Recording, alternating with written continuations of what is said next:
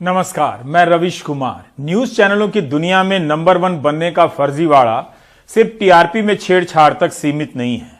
अर्नब गोस्वामी और rating agency bark के पूर्व सीईओ पार्थो दासगुप्ता के बीच हुई बातचीत से ही यह फर्जीवाड़ा सामने नहीं आता है। यह फर्जीवाड़ा सामने से भी किया जाता है, खुलेआम, जब करोड़ों दर्शकों के सामने फर्जी तरीके से मुद्दे गढ़े जाते हैं। देखने वालों का दिमाग काम ना करे, इसके लिए एंकर जोश भरता है, जैसे टायर में हवा भरता है। बाहें फैलाकर चीखेगा, नारे लगाएगा और भारत माता की जय बोल देगा। इस तरह के मुद्दे सामने लाए जाते हैं जो आपके भीतर के पूर्वाग्रहों से मैच कर जाते हैं। जैसी सोच वैसी खबर। पूर्वाग्रह क्या है? बहुतों के लिए आसानी से समझ आने वाला शब्द है, लेकिन बहुत लोग इससे अनजान भी हैं।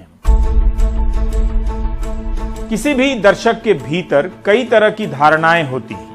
वो मानकर चलता है कि ये लोग हैं तो ऐसे ही होंगे, ये इलाका है तो ऐसा ही होगा, ये लोग नहीं होते तो ये समस्या ना होती, ये लोग भरोसे के लायक नहीं हैं। इस तरह की मान्यता आपके भीतर बैठी होती है। आप धर्म, जाति, इलाका, भाषा या कई और चीजों के आधार पर इस तरह की धारणाओं का कबाड़ बोल रहा हूं, अपने भीतर जमा कर लेते हैं।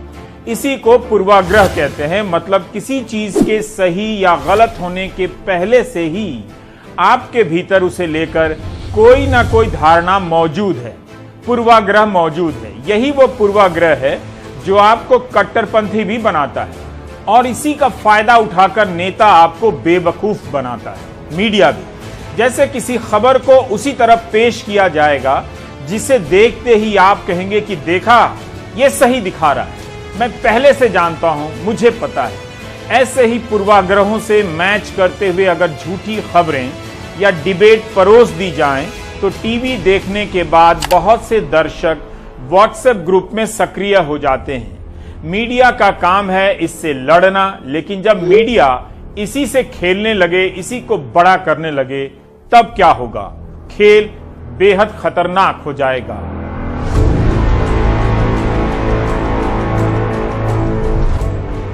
धर्म का नाम लेकर तमाम तरह के अधर्म को सही ठहराने के मुद्दे लाए जाते हैं। राष्ट्रवाद का नाम लेकर तमाम तरह के प्रपंचों को सही ठहराया जाता है।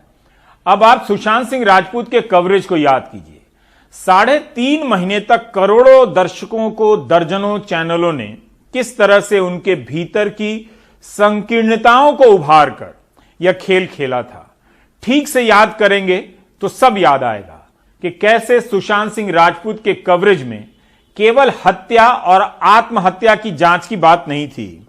इसमें राष्ट्रवाद के नाम पर छाए रहने वाले सांप्रदायिक मुद्दों के अलावा कई तरह के सियासी मसलों का भी मिक्सचर था। मीडिया को पता था कि पिछले 5 साल में आपके दिमाग की ओखली में ऐसे मसाले कूट कूट कर भर दिए गए हैं। अब तेरा क्या होगा रिया, कब तक खैर मनाएगी रिया, भाई शोभिक अंदर अब आएगा रिया का नंबर। ड्रग्स के खेल में गई रिया जेल में, इंडिया की मोस्ट वांटेड रिया, तूने क्या किया, अब नशा उतारेगी एनसीबी, 4 हीरोइन एक सवाल, किस किसने लिया माल। नशेड़ियों को बचाने के लिए रिया के इंसाफ का अभियान, ड्रग्स, दुबई और deal, explosive exposé, drugs, drama और डेथ, सच की फिक्सिंग, इस तरह के शीर्षक लगाए गए। ये चला है न्यूज चैनलों पर। यह सिर्फ मीडिया ट्रायल नहीं था, इस मीडिया ट्रायल में कई जांच एजेंसियां भी शामिल थीं। ये सरकार प्लस मीडिया ट्रायल था।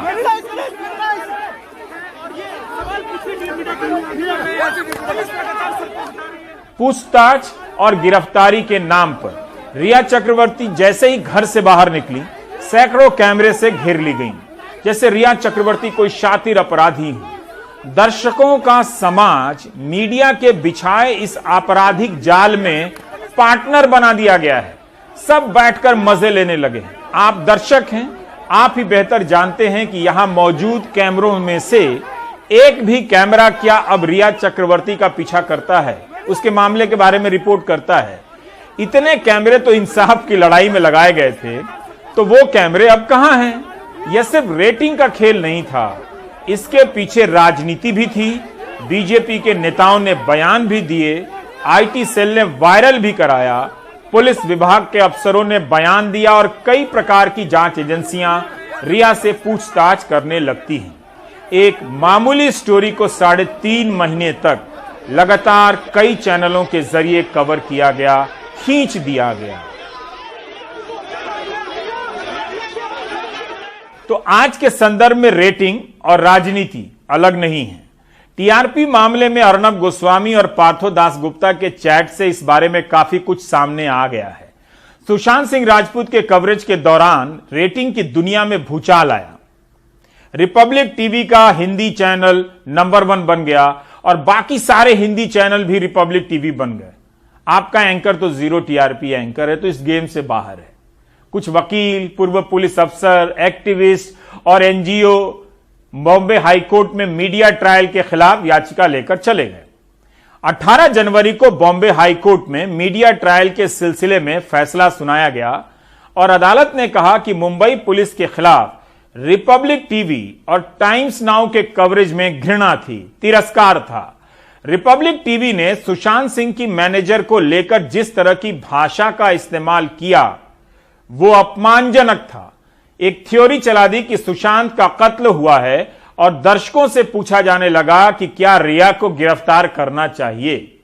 दूसरी तरफ टाइम्स नाउ ने सुशांत के शरीर पर घावों की ओर इशारा करते हुए शंका जाहिर की और कहा कि चैनल को ही सुशांत के लिए इंसाफ की लड़ाई लड़नी होगी। इंसाफ के ठेकेदार बनकर यह अदालत कहती है कि दोनों चैनल दर्शकों को यह बताने में लगे रहे कि मुंबई पुलिस ने अपना काम ठीक से नहीं किया। ऐसी आलोचना गलत थी, जबकि उस वक्त मुंबई पुलिस की जांच बुनियादी स्तर पर ही थी। जब न्यूज चैनल हत्या या आत्महत्या के सवाल को लेकर जनमत बनाने लगे और उस खेल में दर्शकों के भीतर तरह तरह के सांप्रदायिक पूर्वाग्रहों को राष्ट्रवाद का नाम देकर उभारने लगे, तब वो आपको नागरिक नहीं बनाता है, बल्कि दर्शक से दंगाई में बदलता है। पर्स में लिखकर रख लीजिए अपने पर्स में। याद कीजिए कैसे बॉलीवुड में इस टॉपिक के बहाने माफिया और परिवारवाद को लेकर बहस हुई। खान गैंग का एक नैरेटिव गढ़ा गया और खान पर जोर दिया गया, जो जाकर भीतर भीतर हिंदू मुस्लिम वाले टॉपिक से जुड़ता था। सुनील सिंह हमारे सहयोगी उस वक्त रिपोर्ट कर रहे थे। सुनील अपनी सूचनाओं को लेकर बेहद सतर्क रहते हैं, लेकिन जब किसी घटना पर अनाप शनाप सूचनाओं की बाढ़ आ जाए तो सही सूचनाएं भी तिनके के समान नजर आने लगती हैं। सुशांत सिंह राजपूत संदिग्ध मौत केस में न्याय दिलाने के नाम पर मीडिया ट्रायल। ज्यादातर न्यूज चैनलों ने सबूतों और गवाहों को तोड़ मरोड़ कर पेश किया। आरोपी पक्ष और मुंबई पुलिस को बदनाम करने का खुला खेल मीडिया ने खेला। बॉम्बे हाईकोर्ट ने माना कि टीवी न्यूज चैनलों ने इस मामले में अति कर दी। कोर्ट ने रिपब्लिक टीवी और टाइम्स नाउ का तो नाम भी लिया और कहा कि दोनों चैनलों की रिपोर्टिंग मानहानि करने वाली थी। लेकिन इन चैनलों के लिए राहत की बात बस इतनी रही कि कोर्ट ने उनके खिलाफ किसी भी तरह की कार्रवाई का आदेश नहीं दिया। लेकिन इस तरह की रिपोर्ट हम जैसे उन पत्रकारों को परेशान करने वाली रही है जो तटस्थ रिपोर्टिंग करते हैं, जो जानकारी को बेवजह मसालेदार नहीं बनाते, तथ्य जैसे हैं वैसे ही कहते हैं और वैसे ही लिखते हैं। दरअसल बॉम्बे हाईकोर्ट में महाराष्ट्र के 8 पूर्व आईपीएस अफसरों ने मीडिया ट्रायल के जरिए मुंबई पुलिस की छवि खराब करने का आरोप लगाया था। इसके अलावा कुछ मानवाधिकार कार्यकर्ताओं और संस्थाओं ने भी मीडिया ट्रायल को बंद करने की मांग की थी। इन याचिकाओं पर 251 पन्नों के आदेश में अदालत ने मीडिया को आईना दिखाने के साथ ही उन्हें जरूरी दिशा निर्देश का पालन करने की हिदायत भी दी है। खासकर खुदकुशी के मामलों की रिपोर्टिंग में संयम बरतने को कहा है। पेज नंबर 170 में बॉम्बे हाईकोर्ट ने कहा कि संविधान के आर्टिकल 19(1)(a) के तहत दिए गए अभिव्यक्ति की आजादी के मौलिक अधिकार का हाल के दिनों में सबसे ज्यादा दुरुपयोग हुआ है। भारत में मीडिया अपनी लक्ष्मण रेखा पार करता रहा है। कोर्ट ने टीवी न्यूज चैनलों की सेल्फ रेगुलेटरी बॉडी एनबीए और एनबीएफ के उद्देश्यों की तारीफ तो की, लेकिन चिंता जताई कि सभी चैनल उसे मानने के लिए कानूनी तौर पर बाध्य नहीं है। जो इन संस्थानों के सदस्य नहीं हैं, उनके लिए तो कोई मैकेनिज्म है ही नहीं। ये संस्था प्राइवेट चैनलों द्वारा बनाई गई है। इसके कामकाज पर केंद्र सरकार या किसी भी संवैधानिक संस्था का नियंत्रण नहीं है। रही बात खोजी पत्रकारिता की दलील की, तो अदालत ने यह साफ किया कि अगर किसी न्यूज चैनल के पास कोई ऐसी सूचना है जो जांच में मदद कर सकती है, तो उस चैनल की जिम्मेदारी बनती है कि वो जांच एजेंसी को वो जानकारी देकर जांच में सहयोग करे। जरूरी नहीं है कि हर जानकारी न्यूज चैनल पर ही दिखाई जाए। कोर्ट ने कहा कि जांच एजेंसी भी मीडिया को हर बात की जानकारी देने के लिए बाध्य नहीं है। ऐसे मामलों में अदालत ने जांच एजेंसी की तरफ से एक प्रवक्ता तय करने की बात कही, ताकि जितनी जरूरी है उतनी ही पुष्ट जानकारी मीडिया तक जाए। सुशांत सिंह राजपूत केस में कुछ चैनलों ने मुंबई पुलिस पर गलत जांच करने और जानकारी छिपाने का आरोप लगाया था। इस संदर्भ में भी अदालत ने कहा कि सुप्रीम कोर्ट ने जांच सीबीआई को सौंपते हुए मुंबई पुलिस की जांच पर संतुष्टि दिखाई थी। मतलब वो आरोप भी एक तरह से गलत थे। मीडिया की पहचान लोकतंत्र के चौथे स्तंभ के तौर पर है। हम खुद को शान से उसका सदस्य बताते हैं। हमारा काम है सूचनाओं को आम जनता तक पहुंचाना, छुपाएं बिल्कुल नहीं।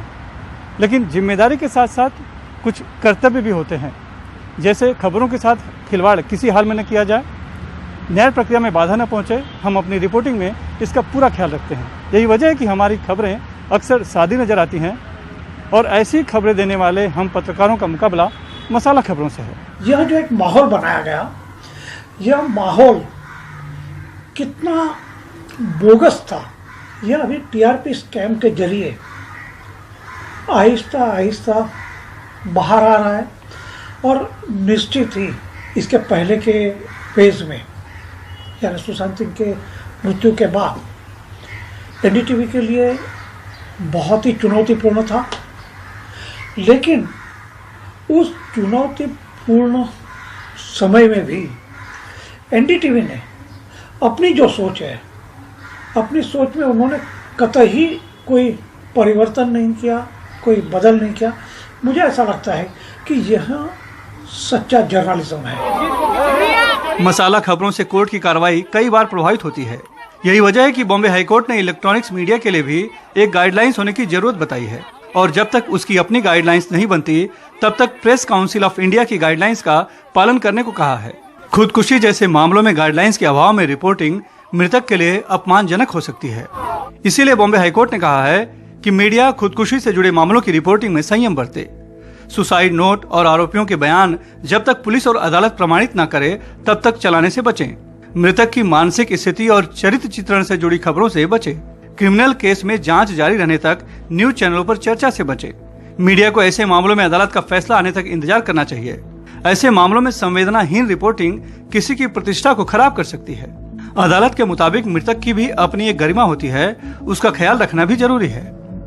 सुशांत सिंह राजपूत केस के मीडिया ट्रायल की आलोचना करते हुए बॉम्बे हाईकोर्ट ने लिखा है, मुंबई पुलिस को कटघरे में खड़ा करने के लिए चैनल ने सुशांत सिंह राजपूत की पूर्व मैनेजर की संदिग्ध मौत को भी मुद्दा बनाया और यहाँ तक दावा किया गया कि उसके शव पर कपड़े नहीं थे।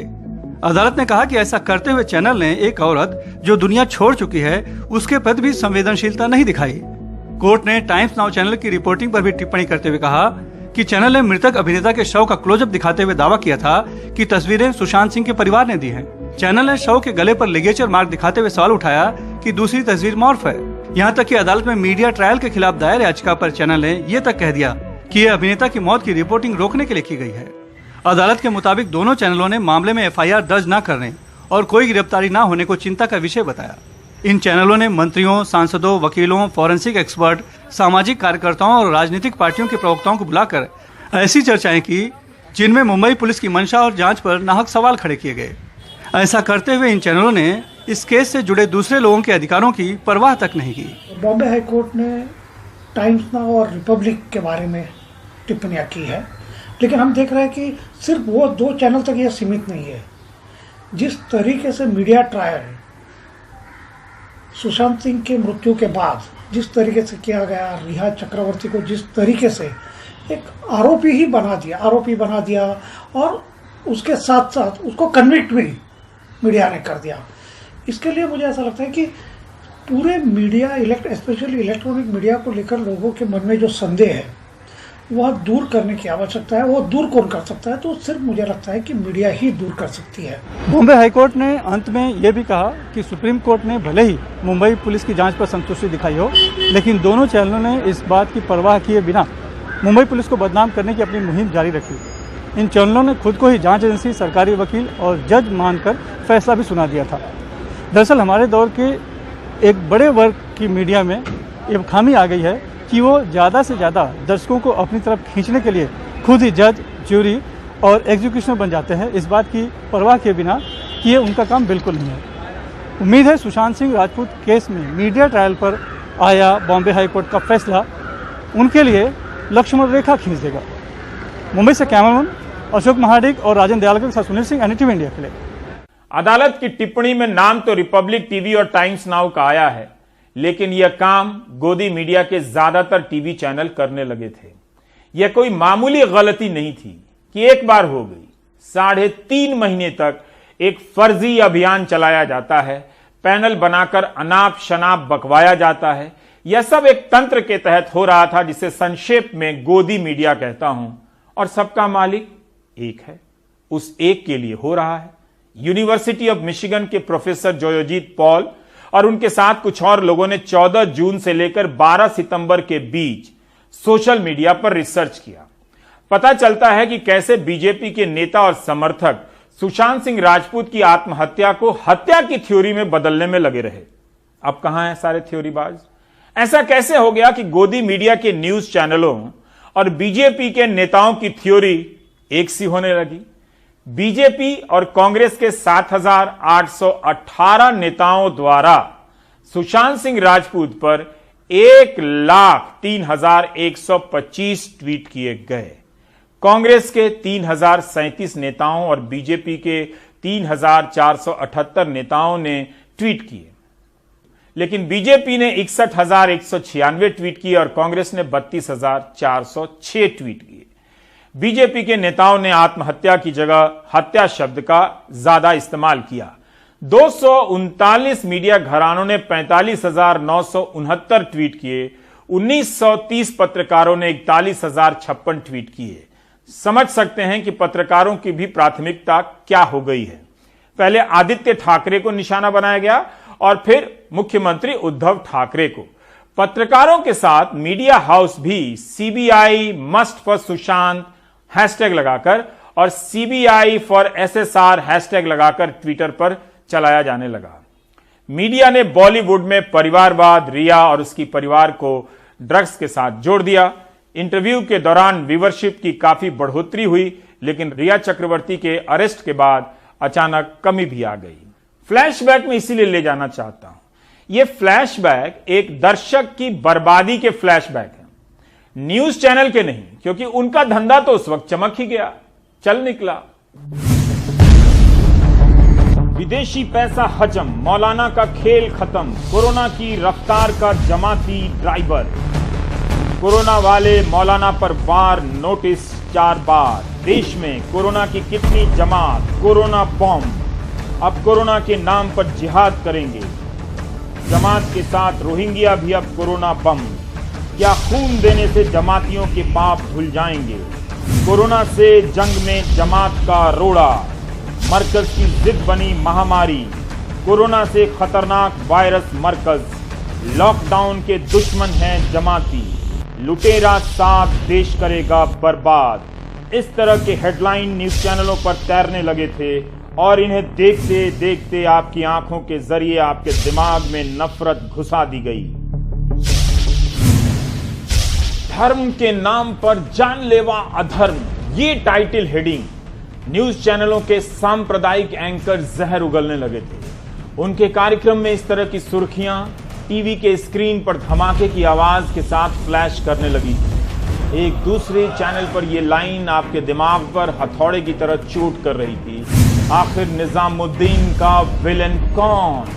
आपको लगा होगा कि वहां कोई विलन है जो कोरोना फैलाने आ गया है। यह लाइन भी उन्हीं चैनलों के कार्यक्रम की है। कोरोना जिहाद से देश बचाओ, इस जिहाद का नाम दिया गया। कोई कोरोना फैलाने के लिए जिहाद कर रहा है। कोई प्रमाण नहीं, सबूत नहीं, लेकिन चैनलों ने इन पंक्तियों के जरिए करोड़ों लोगों के दिमाग में जहर ठूंस दिया। तबलीगी जमात के पीछे पुलिस भागने लगी। जहां उनके होने की सूचना आती, उस सूचना को न्यूज चैनल ऐसे पेश करते थे, लिखते थे देवबंद में 500 कोरोना बम। तबलीगी जमात के लोगों को बम कहा जाने लगा। जब तबलीग का कवरेज हो रहा था तो आपके परिवार के लोग, याद कीजिए, चाचा, दादा, भैया, पापा, ऑफिस के लोग व्हाट्सएप ग्रुप में कितनी सांप्रदायिक बातें करने लगे थे। उस समय तबलीग पर रिपोर्ट की भरमार हो गई, चारों तरफ वही सूचनाएं दिखती थी। अमेरिका के नामी university MIT centre for civic media और हार्वर्ड यूनिवर्सिटी की Berkman Klein centre for internet and society ने इस पर एक रिसर्च किया है। मार्च 2020 से लेकर 27 अप्रैल के बीच 271 मीडिया प्लेटफॉर्म पर तबलीग जमात को लेकर 11,074 स्टोरी हुई है। रिपोर्ट रिसर्च में ज्यादातर अंग्रेजी में छपने वाले अखबारों और वेबसाइट को शामिल किया गया। दूसरे माध्यम भी थे मगर उनकी सटीकता कम थी, एक्यूरेसी कम थी, यह बताया गया है। आप सोचिए, सिर्फ अंग्रेजी में 11,000 से अधिक स्टोरी तबलीग जमात पर छपी थी। अगर सभी भाषाओं का इसमें संकलन होता और सटीक जानकारी होती तो यह संख्या कितनी भयावह नजर आती। अब तबलीग जमात को लेकर कोई नहीं बोल रहा है। उस वक्त चारों तरफ सूचनाओं की बाढ़ थी, आए दिन नेता बोलते थे। सरकारी प्रेस कॉन्फ्रेंस में कोरोना के मरीजों में तबलीग की अलग से गिनती होने लगी। यह गिनती कुछ और नहीं, धर्म के आधार पर पहचान की गिनती थी जो बेहद खतरनाक थी। ऐसा माहौल बनाया गया कि वीजा लेकर विदेशों से आए जमात के लोगों के पीछे पुलिस भागने लगी। महामारी के बहाने आतंक के शब्दों का इस्तेमाल किया गया इसके कवरेज में। जमात के कई लोग महीनों जेल में बंद रहे जो बाद में बरी किए गए। अदालतों ने अपने कई फैसलों में मीडिया के कवरेज को जिम्मेदार ठहराया है। 21 अगस्त 2020 को बॉम्बे हाई कोर्ट के जस्टिस टीबी नलवाड़े और जस्टिस MG सेविलकर की बेंच ने तबलीग के मामले में सुनवाई करते हुए क्या कहा था? यह कहा था कि दिल्ली में मरकज के कार्यक्रम में जो विदेशी नागरिक आए थे उनके खिलाफ प्रिंट और इलेक्ट्रॉनिक मीडिया में बड़ा प्रोपेगेंडा चला और यह छवि बनाने का प्रयास किया गया कि ये विदेशी भारत में कोविड-19 के प्रसार के लिए जिम्मेदार हैं। जहां कहीं भी महामारी या आपदा आती है, राजनीतिक सरकार बलि का बकरा ढूंढती है। तमाम हालात इस संभावना की ओर इशारा करते हैं कि विदेशियों को बलि का बकरा बनाने के लिए चुना गया। अदालत ने कहा कि विदेशों से आए जमात के लोगों को बलि का बकरा बनाया गया। इस बात की कोई चिंता नहीं की गई कि भारत के सिस्टम और मीडिया के बारे में उनके मन में कैसी छवि बनी होगी। उन देशों में भारतीय भी तो रहते हैं, उनकी जिंदगी खतरे में डालने की कोशिश की गई। अदालत की टिप्पणी का मीडिया पर कोई असर नहीं होता है।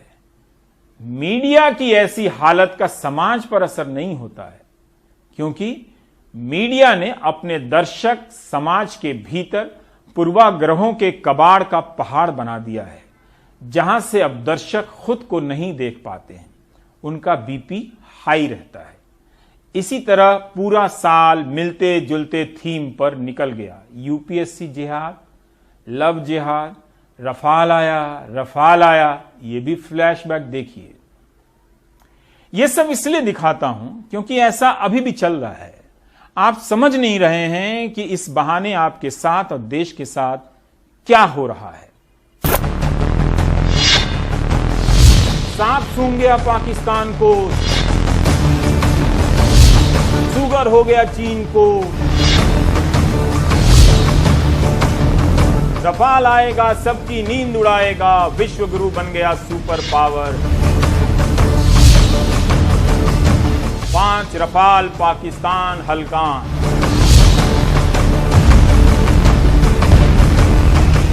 इस तरह की पंक्तियों को एंकर बार बार बोलता रहता है। स्क्रीन पर रंगीन पट्टियां आती जाती रहती हैं, चमकदार तरीके से आपकी आंखों में चमक पैदा करती हैं। ऐसा लगता है नौचंदी का मेला है। कई तरह के रंगीन बल्ब स्क्रीन पर चल रहे हैं। 5-7 मिनट रफाल के आने पर ही निकल जाते हैं। एंकर की आवाज के साथ साथ म्यूजिक भी दिया जाता है ताकि आप में जोश आता रहे, आप भूल जाएं कि आपका गांव बाढ़ में डूबा है, आपके रिश्तेदार ने अस्पताल में आत्महत्या कर ली है और आपके दोस्तों की नौकरी चली गई है। स्क्रीन चमक रहा है। अब इसी तरह 5 मिनट निकल जाने वाला है। अचानक वो 5 पंक्तियां गोल गोल घूमती हुई कहीं समा जाती हैं, जैसे बरमुदा त्रिकोण में समा गई। फिर वहां से एंकर अब सवाल बनाता है अगला 5 मिनट भरने के लिए। स्क्रीन पर म्यूजिक से माहौल बना हुआ है। आप सहरसा में बैठकर भकुआए देख रहे हैं। बाप रे बाप, रफाल आ गया है। इसी बीच जब कृषि कानूनों को लेकर अध्यादेश आया तो किसी को कुछ समझ में नहीं आया कि इसे कैसे कवर करें, क्योंकि सारा अभ्यास तो किसी और चीज को किसी और तरीके से कवर करने का था। अगर किसान खुद से अपना मसला लेकर दिल्ली तक नहीं आते, इस कानून पर भी चैनलों में 2-3 लाइन की चर्चा नहीं होती। आपको लगता है कि आपके टीवी में कई चैनल आते हैं, लेकिन जब चैनलों पर एक ही कमेंट आने लगे, एक ही कंटेंट आने लगे, तब क्या एक दर्शक के रूप में आप आजाद हैं? एक पुराना एनिमेशन है, फिर से दिखाना चाहता हूं। टीवी के सामने बैठे इसी दर्शक के बारे में कहा गया कि यह शक्तिशाली है, अपने रिमोट से तय करता है कि कौन सा चैनल देखेगा और क्या देखेगा। इसलिए चैनलों की दुनिया में होड़ मची अलग अलग खबरों को लाने की। धीरे धीरे होड़ बंद हो गई। कभी तालिबान तो कभी 2012 में दुनिया खत्म होने के कार्यक्रम आने लगे। एक रिपोर्टर तो स्वर्ग की सीढ़ी तक पहुंचा। सारे चैनल धीरे धीरे एक से होने लगे। सारे दर्शकों को धीरे धीरे एक सा बनाया जाने लगा। चैनल बदलना ना बदलना एक ही बात, चारों तरफ वही मुद्दे, वही दलीलें। एक बार एजेंडा तय हो गया, उसे प्रोपेगेंडा में बदलने के लिए चैनल चल पड़ते हैं। क्या यह सिर्फ संयोग होगा कि कई चैनल 2-4 मुद्दों के आसपास ही दिन रात बहस करते रहते हैं? टीवी एक ईंट बनता जा रहा है, ईंट के ऊपर ईंट, टीवी के ऊपर टीवी, चैनलों के ऊपर चैनल। दर्शक के आसपास एक कुआं बन गया है। कुएं की दीवार ऊंची होती चली गई है। वो धारणा के इस अंधेरे कुएं में बंद होने लगा है। कुआं अब सुरंग हो गया है। आपकी सोच उस स्क्रीन का विस्तार बन जाती है जो आप देख रहे होते हैं। वैसा ही आप सोचने लगते हैं, वैसा ही आप कहने लगते हैं। यहाँ बैठे बैठे दर्शक को अब 2-4 बातें ही मालूम हैं, या वही मालूम है जिसे बताए जाने का फैसला हुआ है। इस कुएं में बंद दर्शक के दर्शक होने का अस्तित्व मिट गया है। आप दर्शक नहीं रह गए हैं। मौत का कुआं आपने देखा होगा मेले में। ये जो आप देख रहे हैं, लोकतंत्र में जनमत की मौत का कुआं है। मतलब साफ है, आप सिर्फ एक दर्शक नहीं हो सकते हैं। आपको अपने दर्शकपन में बदलाव लाने की जरूरत है। आपको यह खेल समझना होगा जिसमें मोहरा आप बनाए जा रहे हैं। चाल कोई और चल रहा है, सबका मालिक एक है। आप एक तरह के कंटेंट से एक ऐसी भीड़ में बदले जा चुके हैं और लगातार बनाए जा रहे हैं जो अब उस कंटेंट से अलग आ रही सूचनाओं को स्वीकार नहीं कर पाता है, रिजेक्ट कर देता है। उसकी मेंटल वायरिंग में शॉर्ट सर्किट हो जाता है। जैसे ही मीडिया उस कंटेंट का करंट दौड़ाता है, उसी तरह के कंटेंट का जो आपके भीतर अब बैठ चुका है, आप भीड़ की तरफ व्यवहार करने लगते हैं। समझ सकते हैं तो समझिए, नहीं तो कोई बात नहीं। मुझे पता है कि करोड़ों दर्शकों तक मैं नहीं पहुंच सकता, लेकिन जब उन करोड़ों दर्शकों के दिमाग से जब भी झूठ का पर्दा उतरेगा, तब मैं दिखाई दे जाऊंगा। मुझे कोई जल्दी भी नहीं है, ब्रेक लेता हूं।